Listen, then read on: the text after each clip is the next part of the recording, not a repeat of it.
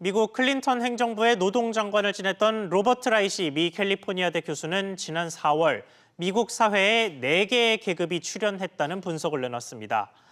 원격 근무가 가능한 고소득 노동자와 위험하지만 꼭 필요한 일을 하는 노동자, 임금을 받지 못하는 노동자와 잊혀진 노동자가 그 4개 계급입니다. 이처럼 코로나19의 충격은 모두에게 균등하게 찾아오지 않았습니다. 취약한 계층이 더 큰 충격을 받았고 취약한 계층은 회복 속도도 더 느려집니다. 여전히 하루 1,000명을 넘나드는 확산세를 보여주고 있기는 하지만 백신 접종도 세계 곳곳에서 시작된 지금 코로나 이후에 대해서 이야기해보려고 합니다. 조경엽 한국경제연구원 선임연구위원 나왔습니다. 박사님 안녕하십니까? 네, 안녕하십니까? 네, 한국은행에서 자료가 하나 나왔습니다. 코로나19 이후에 대해서 분석을 한 건데 불균형 전망이라는 이름으로 자료가 나왔어요. 가계, 기업, 심지어 국가까지도 작고 취약할수록 코로나19 이후에 이 충격을 다시 극복해내는데 시간이 더 오래 걸릴 것이다. 이런 류의 분석이었는데 전반적으로 어떻게 보셨습니까? 예, 이번에 이제 한국은행 보고서를 보면 불균형도 심화되고 또 과거에 비해서도 이제 이렇게 회복 속도도 늘고 불균형도 이제 심화될 거로 이제 예상을 하는데요. 예. 국가 간 보면은 지금 방역 체계가 제대로 갖춰져 있고 IT 기술이 발달한 이제 선진국들은 빠르게 이제 회복할 거로 예상을 하고 있고 반면에 이제 그렇지 못한 이제 신흥 국가들 이런 데들은 이제 더디게 회복이 되든가 저성장이 장기화되면서 국가 간 이제 불균형도 이제 심화될 거로 예측을 하고 있습니다. 예. 그리고 국내를 보더라도 그 업종 간 대기업과 이제 중소기업 간의 격차도 상당히 늘어날 거로 보이는데요. 당연히 이제 그 비대면 대면 산업을 하던 서비스 업종 네. 여기에는 이제 중소기업이나 자영업자들이 많이 있으니까 이런 쪽에 이제 타격이 심했고 반면에 대기업들은 재택근무나 이제 재택근무 이제 가능하기 때문에 이제 충격이 좀 적었고 네. 특히 이제 IT 같은 경우에는 비대면 소비가 상당히 늘어나지 않습니까? 오히려 수혜를 받은 업종들도 있었죠. 예, 그러다 보니까 이제 대기업하고 중소기업 간의 이제 격차도 상당히 심화될 거로 보입니다. 그러다 보니까 이제 이런 대면 서비스에 이제 종사하던 종사들이 이제 상당히 많이 이제 고용이 줄어들었고 예. 반면에 이제 대기업이나 이제 이런 이제 IT 종사하던 사람들은 이제 고용이 계속해서 유지되다 보니까 소득 격차도 상당히 늘어나는 현상을 보이고 있어요. 그리고 이제 더욱 이제 우려스러운 거는 이제 상당한 이제 유동성이 풀리면서 그것이 대부분 이제 자산 시장으로 쏠리게 됐습니다. 그러다 네. 보니까 금융 시장하고 또 실물은 또 더디게 회복이 되고 있으니까 금융 부분하고 실물 간의 이제 불균형도 상당히 심화되는데요. 이렇게 불균형이 심화되면 단기적으로도 이제 회복이 더딜 뿐만 아니라 장기적으로는 경제 기반이 좀 약화되기 때문에 저성장이 이제 고착화될 수 있다는 게 가장 큰 문제점이라고 할 수가 있습니다. 알겠습니다. 지금 짚어주신 부분들 중에서 주요한 부분들을 하나씩 좀 꼽아서 보겠습니다. 고용 관련된 부분인데 한은이 특히 우려를 한 부분이 바로 고용이에요. 고용 없는 경기 회복. 그러니까 분명히 경기는 이제 코로나19에서 바닥을 찍고 반등을 하는 상황이 벌어지지만 고용은 회복되지 않는 이런 상황이 벌어질 거라고 예측했단 말이죠. 이게 사실 잘 이해는 안 되거든요. 경기가 회복되면 당연히 고용도 회복돼야 하는 것 아닌가 싶은데 이런 분석이 나오는 이유가 뭡니까?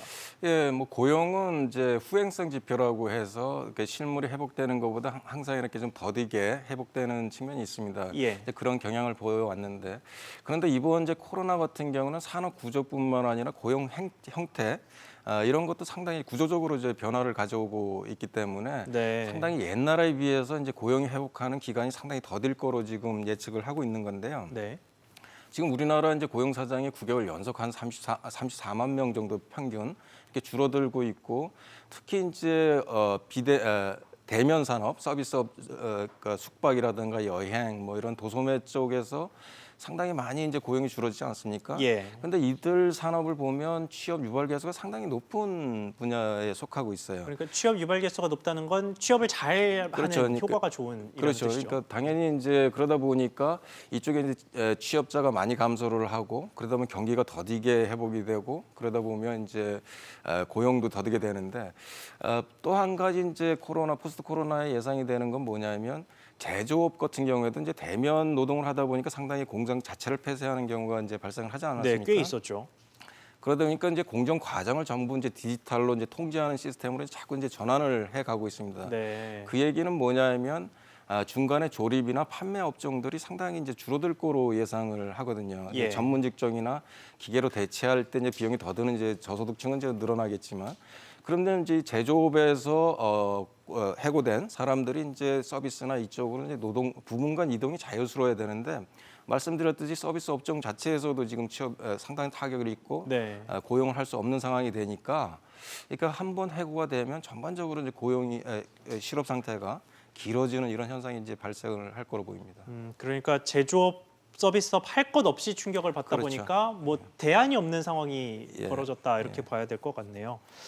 자, 이렇게 고용이 줄면 소비가 줄 수밖에 없는데 앞서 말씀하신 것처럼 유동성이 많이 공급되면서 자산 시장은 과열되고 있거든요. 그래서 뭐 실제로 저소득층을 중심으로 해서 쓸 돈은 없지만 고소득층을 중심으로 투자할 돈은 많아지는 뭐 이런 식의 기현상이 좀 벌어지고 있는 상황인 셈인데 이렇게 되면 금융 건전성에 문제가 생길 거다 이런 식으로 금융당국이 우려하고 있더라고요. 이 부분의 메커니즘은 어떻게 되는 겁니까?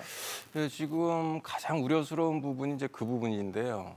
지금 이제 과거 경험을 보면 대공황 때라든가 일본의 장기 침체 그리고 이제 글로벌 금융위기 때 보면 그 경기 부양을 위해서 정부가 상당한 이제 유동성을 이제 풀게 됩니다. 그러다 보면 네. 그 이제 유동성이 생산적인 곳을 찾지 못하고 대부분이 이제 주식이라든가 부동산 이런 자산 시장으로 이제 몰리게 되는데요.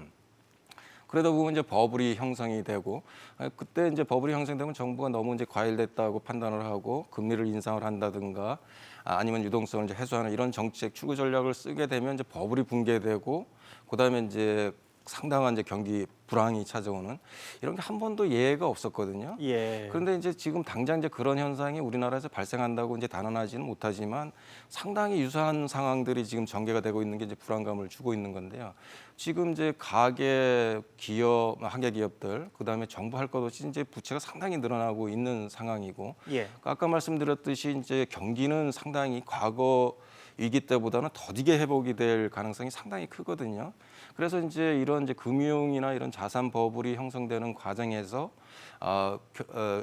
소비자나 이제 기업들이 경기 회복이 생각보다 더디다 이제 이렇게 판단할 수 있고 실망감이 커질 수 있고 외국 자본이 좀 빠져나갈 수도 있고 정부가 이제 출구 전략을 쓸 수도 있고 그러면 이런 이제 어떠한 상황이 발생을 하면 이제 버블이 붕괴가 되고 그러다 보면 이제 담보 가치가 상당히 떨어질 거 아닙니까? 예. 그러다 보면 이제 은행 입장에서는 자금을 이제 회수를 하게 되고 그러다 보면 이제 기업이 파산되고 가게가 도산되는 기업이 도산되고 이제 가게가 파산되는 뭐 이런 형태가 발생을 합니다. 그래서 금융, 실물 경제뿐만 아니라 금융 부분까지 모든 것이 이제 위기가 전파되는 이런 이제 악순환이 발생을 할 가능성이 높다는 거거든요. 그래서 상당히 이 부분은 좀 우리가 관심 있게 봐야 되고 관리를 해야 되는 부분이라 생각을 합니다. 네, 저희가 자산 시장 이야기를 하고 있는데 홍남기 경제부총리가 내년에 주택을 46만 호 공급하겠다는 발표를 조금 전에 했습니다. 이렇게 되면 뭐 자산 가격은 조금 내려갈 수 있을지, 뭐 평균 가격을 좀 내릴 수 있을지 봐야겠지만, 일단은 부동산 이야기는 이 정도로 하고요. 자, 이렇게 되면 현재 상황을 타개할 정부의 대책이 참 중요해졌습니다. 그래서 정부가 최근에 발표한 경제정책 방향을 좀 다시 짚어봐야 되겠다 싶은데요. 내년 경제정책 방향을 정부가 최근에 발표를 했죠. 이게 한은의 경고와 사실 일맥상통하는 부분이 있습니다. 소비 진작 그리고 고용 유지 혹은 고용 부양 뭐 이런 것들에 대해서 굉장히 강조하는 방향으로 경제정책 방향이 나왔거든요. 그렇다면 뭐 일단은 방향은 맞았다라고 평가를 하십니까? 어떠세요? 글쎄요, 뭐 방향은 뭐 과거랑 너무나 똑같은 방향이라서 네.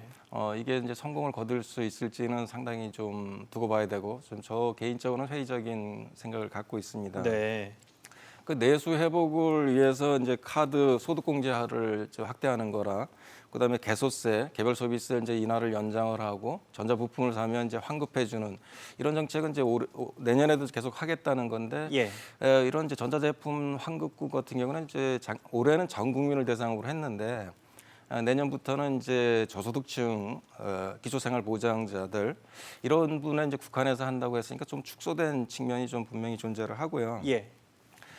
고용 증대를 위한 세액공제도 이제 계속해서 확대해 나갔다고 얘기했거든요. 근데 현 정부 들어서 100조 원 정도를 일자리 지원 사업으로 썼어요. 네. 그럼에도 불구하고 지금 고용 상황을 보면 사실 코로나 이전에도 고용 대란이라고 할 정도로 상당히 안 좋았잖아요. 그랬죠. 그러니까 그 얘기는 결국 이런 이제 고용 증대세 공제 확대하고 이런 일자리 지원 정책이 별 효과가 없었다. 이제 이렇게 볼 수가 있고요. 그다음에 선도형 경제로 이제 전환을 하겠다고 이제 얘기를 했는데 예. 이거는 규제가 없으면 성공하기 힘든 분야예요. 실질적으로 디지털 경제나 이런 이제 전환해가는 분야가. 네. 근데 지금 아시다시피 올해 이제 기업 규제 3법이 통과됐고 그 노동법들이 통과되고 사실은 훨씬 더 규제가 강화시켜 놓고 선도형적으로 이제 전환을 하겠다 이러니까 앞뒤가 좀 안 맞는 정책을 좀 내놓고 있는 거거든요.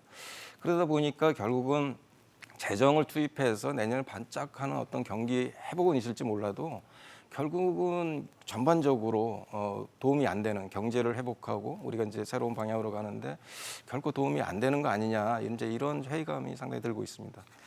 그렇군요. 알겠습니다.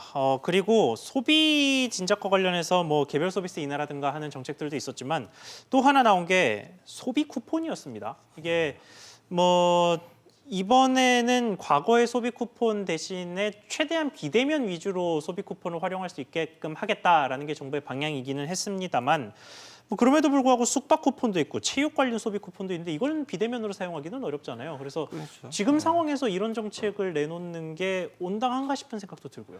예, 그렇죠. 이제 소비 행사도 이제 벌이겠다라고 쿠폰이나 이런 것도 이제 뭐 있던 거 팔 때 이제 소비 쿠폰제를 이제 4+4로 이제 전환을 해서 이제 온라인 구매나 사용을 하겠다 그랬지만 앵커께서 말씀하셨듯이 결국 가서는 이제 대면 서비스로 갈 수밖에 없는 것들 아닙니까? 네. 그러니까 지금 상황이 코로나 상황이 상당히 안 좋잖아요. 그러니까 네. 하루에 1,000명 이상이 되고 내년 우리가 이제 백신을 제때로 이제 구매를 하지 못하면 확보를 하지 못하면 지금 2, 3월에 가면 4,000명 이상 하루에 이제 발생할 거라 이런 전망도 지금 나오는 상황이에요. 그래서 네. 차라리 이제 이런 소비 쿠폰이나 소비 진작보다는 개소세 자체를 다른 나라에 거의 없는 거거든요. 그러니까 개소세 자체를 없애고 한시적으로 텍스를 면제하는 이제 텍스 할로데이라 그러는데 이런 것들을 시행하는 것이 지금 이런 소비 진작보다는 훨씬 방역에도 도움이 되고 소비 진작에도 도움이 되는 이런 정책이라고 생각을 합니다. 알겠습니다. 자, 정부 쪽 이야기도 이 정도로 마무리를 해보고요. 이제 기업들 이야기로 넘어가 보겠습니다. 뭐 기업 이야기를 중간중간 설명을 해주시긴 하셨습니다만 자, 최초의 한은의 분석으로 다시 돌아가서요. 대기업보다 중소기업의 충격이 훨씬 크지 않았습니까? 저희가 그래프에서 봤듯이.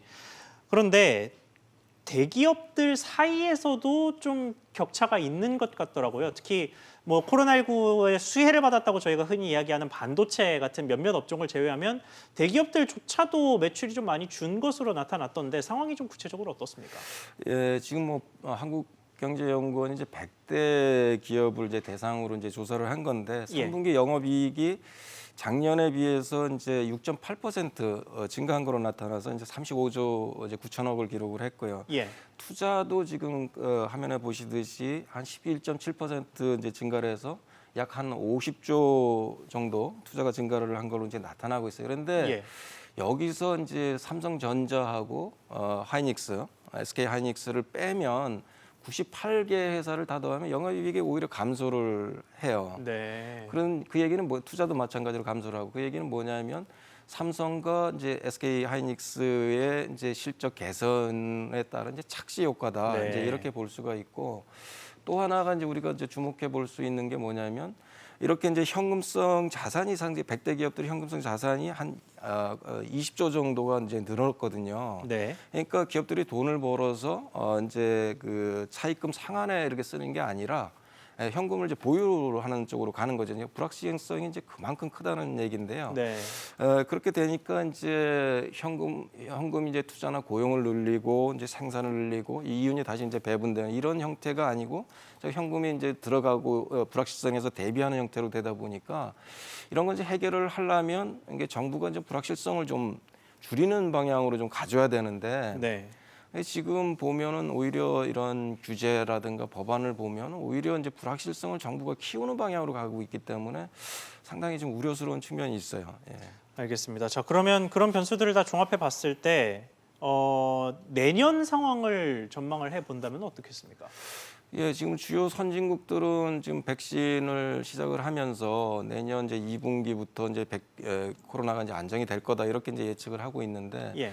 우리나라는 이제 반대로 지금 가고 있는 현상을 보이고 있어요. 그러니까 내년부터 이제 본격적으로 코로나가 확산되는 게 아니냐 하는 이제 우려감이 이제 확산이 되면서 사실 그렇게 되면 지금 뭐 경제는 사실 우리가 생각하는 것보다 훨씬 더 나쁜 방향으로 갈 수밖에 없어요. 소위 말하는 더블 딥이 이루어질 수도 있겠네요. 그렇죠. 뭐 지금 뭐 회복했다고 볼 수도 없는 거죠. 그러니까 지금 뭐 3분기에 좀 회복은 했지만 다시 이제 4분기가 좀 떨어지고 그러니까 뭐 더 큰 이제 뭐 회복은 거의 안 된 상황에서 더 크게 떨어지는 가능성으로 가는데 예. 여기에 지금 내년에 이제 반기업 친노조 아까 이제 중대재해 기업 처벌법이라는 것까지 합치면 기업이 상당히 위축이 될 수밖에 없는 법안들이 이제 줄줄이 이어 있고 그다음에 아까 말씀드렸던 이런 금융과 그다음에 실물 경제의 괴리가 커지고 있고 그래서 지금 상황에서 보면은 내년이 사실 우리나라 앞으로를 좌우할 상당한 분기점이 될 거고 그러기 위해서는 우리가 지금 정책을 각별하게 좀 새롭게 갖고 가야 되는데 그렇지 못한 것들이 상당히 아쉬운 감이 있습니다. 알겠습니다. 내년 기업 상황이 참 녹록지 않을 것 같은데 어떤 방식으로 기업들이 극복을 하고 또 어떤 방식으로 정부가 극복 방법을 찾아야 할지 뭐 올해 연말부터라도 좀 진중한 고민을 해봐야 될 것으로 보입니다. 지금까지 조경엽 한국경제연구원 선임연구위원과 함께했습니다. 박사님 오늘 말씀 감사합니다. 감사합니다.